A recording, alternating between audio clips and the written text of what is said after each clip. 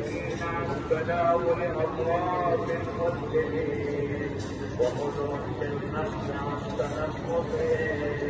وسلمهم بالقرآن عليهم بشار عليهم وأول عن كانوا عن منازلة الرجال وشبههم عن مقارعة الأموال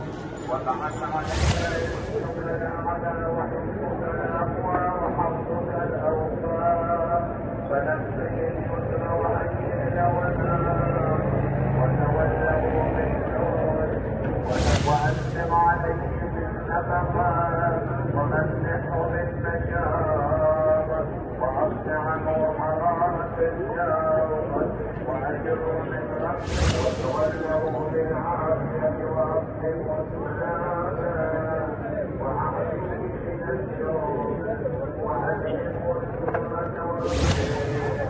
وفرق بينهم في قلبهم وأجله منهم ولا تدرهم به فإن ختمت له بالسعادة وقضيت وأوجب له ثوابا وجاهدا